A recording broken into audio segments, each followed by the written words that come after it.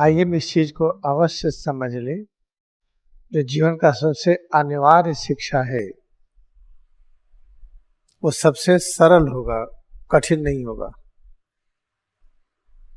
जो ऑप्शनल है कि हम करें या ना करें वो कठिन होगा। जिसको हमें करना ही करना है वो कठिन हो ही नहीं सकता है। जैसे श्वास लेना ही लेना है, श्वास चल रही है, बीमार होंगे तब भी चलेगी।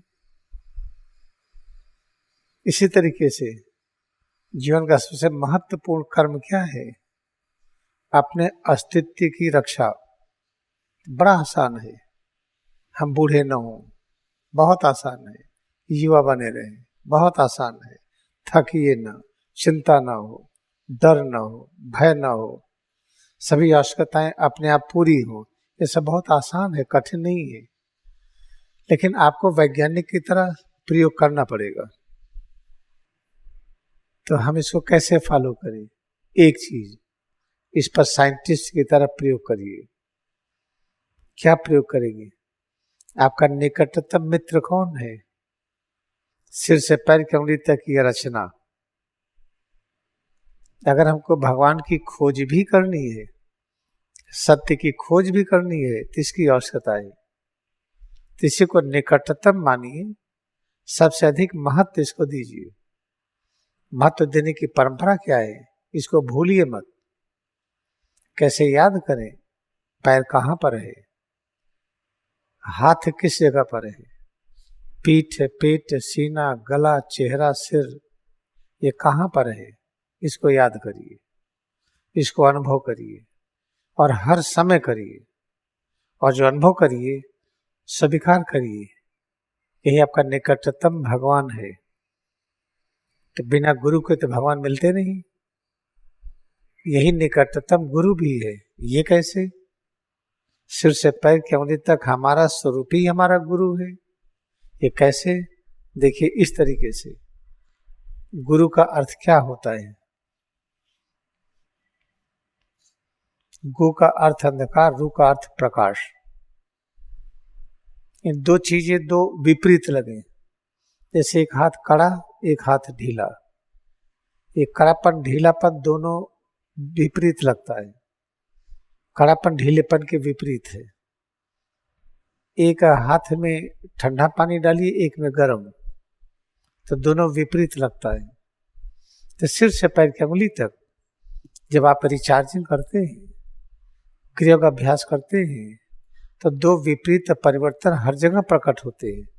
दोनों को एक समान प्रेम करिए, एक ही समय में दोनों का अनुभूति करिए।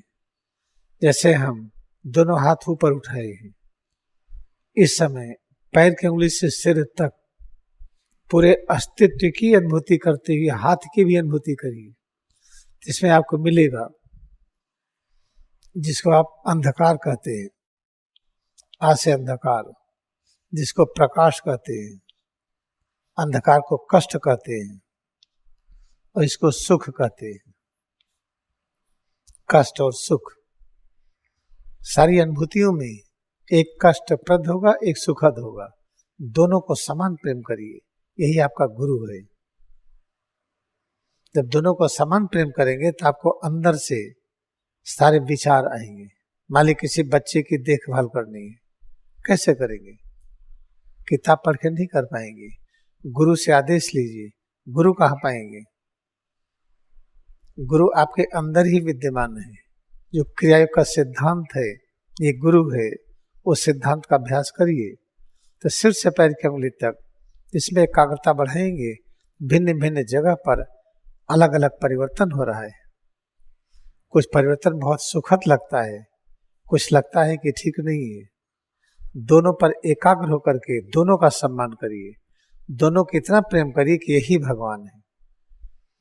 तो जो आपको दो विपरीत परिवर्तन प्रकट हुआ, जिनको सम्मान करते हैं, तो यही भगवान है। क्योंकि ये हमको ले जाता है किस तरफ? ज्ञान की तरफ। ज्ञान क्या है? भगवान का रूप। शक्ति की तरफ। शक्ति क्या है? भगवान का रूप। शांति की तरफ, अमरता की तरफ, आनंद की तरफ। ये सब भगवान का रूप है सर्वव्यापकता की तरफ। जब आप इसका अभ्यास करेंगे तो व्यक्तित्व तो सर्वव्यापी होगा। अभ्यास में जब पूर्णता आएगी तब आपको अनुभव होगा पूरा ब्रह्मांड एक घर है। ये कैसे मिला? जब दो विपरीत परिवर्तन को इतना प्रेम किए, दोनों में एक साथ एकाग्र हुए, दोनों को ही सब कुछ मान लिए, तो आपने गुरु को स्वीकार कर लिया। फिर कौन मिलेगा? भगवान। भगवान क्या है? ज्ञान, शक्ति, शांति, अमरता, आनंद, सर्वव्यापकता। कितना सरल है। आप लेटे हो, बैठे हो, खड़े हो, चलते हो, काम कर रहे हो या आराम कर रहे हो, आपने में एकाग्रता बढ़ाइए, दो विपरीत परिवर्तन मिलेंगे आपको। चलो नहीं पता चल रहा है, श्वास आई और गई, यही दो विपरीत है, आना जाना। तो इसी को पकड़ लीजिए। तो श्वास को ही पकड़ लिया, इसमें एक आ रही है, एक जा रही है, इसको दो विपरीत मान लीजिए, दोनों में एकाग्र हो जाइए। यही है भगवान, यही सब कुछ। इसको जब स्वीकार कर लेंगे तो आपको ये मिलेगा जो भगवान का गुण है। कितना आसान है ये बताइए। इससे आसान कुछ हो सकता है? यही जीवन का मार्ग है। पूरा आश्रम इसी सिद्धांत पर चलता है। बहुत अच्छी बात है, इसी सिद्धांत पर स्वामी तीर्थेश्वर गिरी का आश्रम चलता था, कड़ार आश्रम और श्री रामपुर में, दोनों इसी सिद्धांत पर परमहंस योगानंद जब तक रहे काम किए। उसी सिद्धांत पर यह भी चल रहा है।